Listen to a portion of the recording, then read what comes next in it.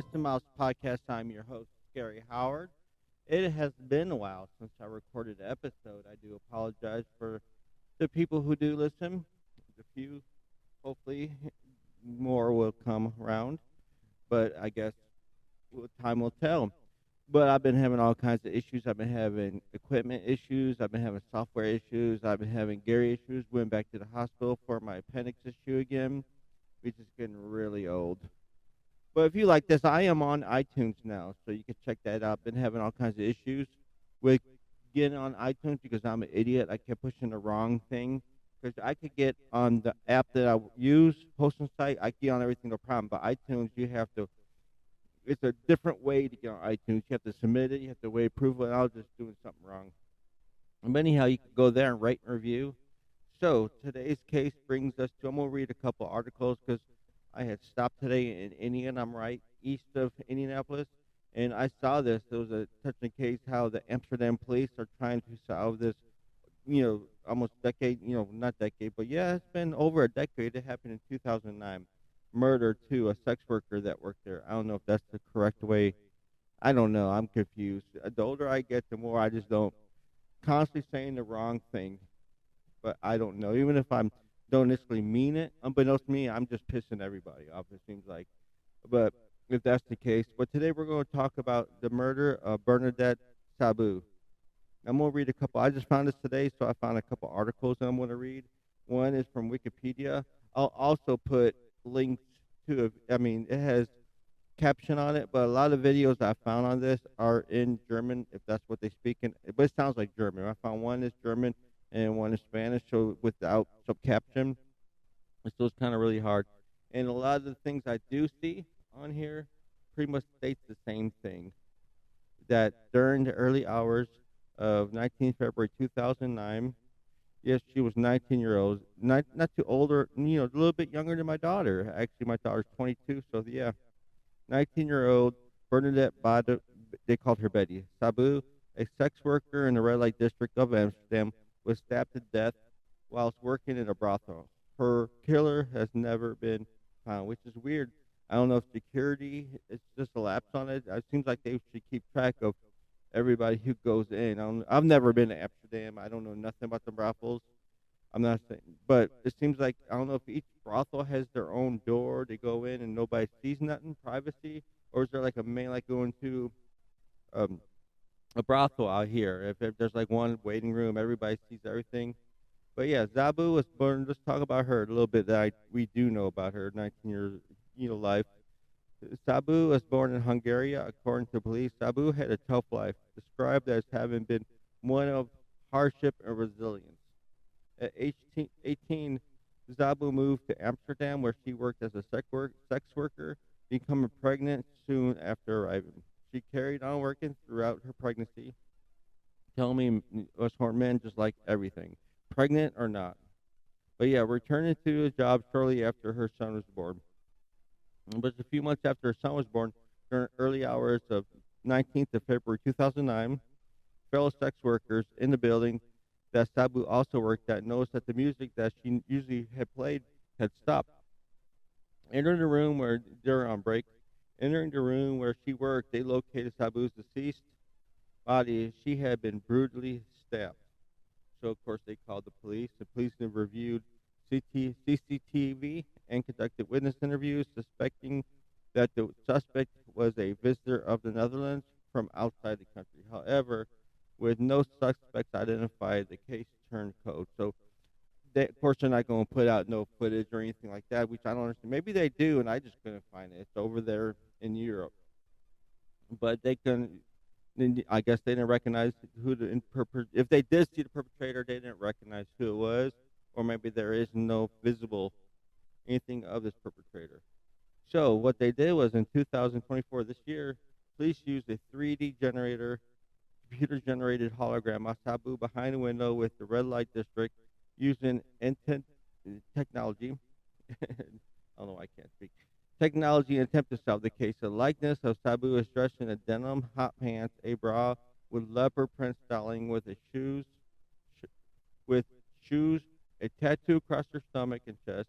A hologram moves, reaching out, appeared to knock on the window. before leaning forward, breathing on the glass, and writing the word help. Now, she don't, I'll put this video on my, you'll see the video on my social media, Mr. Miles, and Truck Stop Murder, and also mine, Gary Howard. But that's what she's sitting there like on a stool, and what she does, she's just sitting there, and she gets up, a little movement, and she like looks out, like leans over, looks out, knocks on the window, and breathes.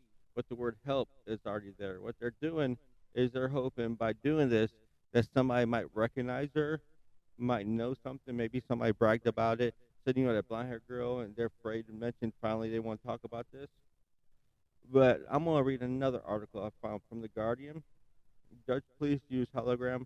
Now, some of it might be the same, but like I said, this is one of the cases that I just found pictures of her. The hologram video will be all on my social media page. But Dutch police use hologram to try to solve 2009 sex worker killers. Life-size hologram of Betty Szabo in red light district intended to jog memories and help find 19-year-old killer. Yet 19, her life has just begun. So, cold case. Let me see. Cold case. Right. Sorry about that. Interruption real quick. Someone knocking on my truck. Cold case detective in the Netherlands are hoping that an interactive life-size hologram of a young sex worker who was murdered in Amsterdam 15 years ago, the writing of this, will jog people's memory, help bring her killer or killers to justice. Bernadett Szabo, known as Betty, was born in Hungary and left for Amsterdam when she was 18. Once there, she started earning money as a sex worker in the red light district. She continued to work after becoming pregnant and gave birth to a son who was placed in foster care at the time. Because she was by herself, I guess that's the only thing left to do. On the night of 19th of February 2009, two fellow sex workers realized that she had not seen her coworker. Wait, let me repeat that again. Sex workers realized they had not seen her in her workroom on, and I'm not even going to try to say this word. I even looked up pronunciations, and I'll try to say it, but outfits, Chazpulu, never mind, and had not heard the music she usually played when they checked on her at 1 a.m. They found her body in the room, having been stabbed dozens of times. Of course, she was 19. A decade and a half later, police using technology and a huge publicity campaign in the final attempt to solve the case. The house at the corner of Court Stromdig, Stormsteg, and okay. This I'll put this article on my social media page too, or if you just want to watch the video. Has been devoted entirely to her murder, with large stickers on the window and TV screens showing the crime scene, a documentary, and the last images made by Szabo when she was still alive. But the most eye-catching element of the campaign is a life-size hologram of Szabo that sits on a stool in the window, trying to make contact with passersby and asking them for their help. The hologram created using 3D visualization technology shows the large and memorial dragon tattoo that covers Szabo's stomach and chest. So they said this is the first time we've done something like this, and to be honest, we're a bit nervous, said Benjamin Van Gogh, the coordinator of the Amsterdam Wanted and Missing Persons team. We want to do justice for Betty, to her family and friends, and the case. Therefore, before deciding to use a hologram for the campaign, we brainstormed with different parties, both within and outside of police, on whether we should go ahead and with this or how should we set it up. Van Gogh stressed that the project had been undertaken in consultation with Szabo's family. We are committed to doing this with dignity and with the clear purpose of achieving some form of justice for Betty by finding her murderer or murderers. He said police always try to put a face on a victim to help with public appeals, and the hologram is a way of taking this step further.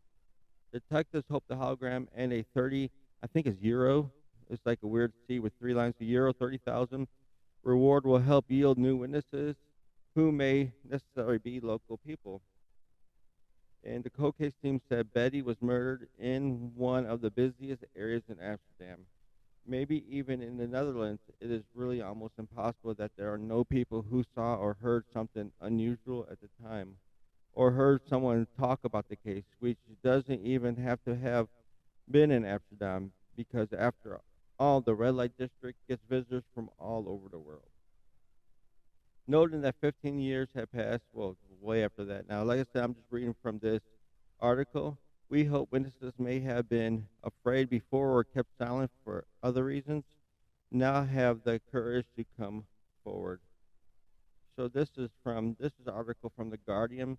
I will post pictures of the hologram pictures and also what she looked like in real life on my social medias. And maybe you might know somebody who went to Amsterdam, or maybe you have and was around this area in 2009 and may know some information. Of course, Crime Stoppers. I don't know if they have Amsterdam police. I don't know how to get a hold of them, but I saw there's probably a way to do so. If I do, I'm gonna go ahead. Like I said, this is a case that I just found, and I'm gonna look up. You'll probably get a hold of FBI or CIA, and they give you connections how to get a hold of Amsterdam Police Department. But okay, there's the case of Bernadett, Szabo. If you like that, you like the telling of it, please rate and review now that I'm on iTunes, and I am going to try to start putting more episodes up. Maybe my speaking will get a little better. I'm kind of rusty right now. And since the last time I recorded, I have cats in my truck now. Yep, I have Andre Chase and Winston Churchill. Those are two orange cats that I got. I've been wanting somebody to travel with me, and they are a handful. I tell you what, I have a TikTok channel called Trucker Cats. You go check out my social media pages. I will love that. So without further ado, thank you for listening and stay safe. But you know what? No, let's not stop right there. Let's talk about how sex. No, I'll stop right there because I'm gonna get on a rant that's gonna last and just it's not gonna make no sense. All right, y'all take care.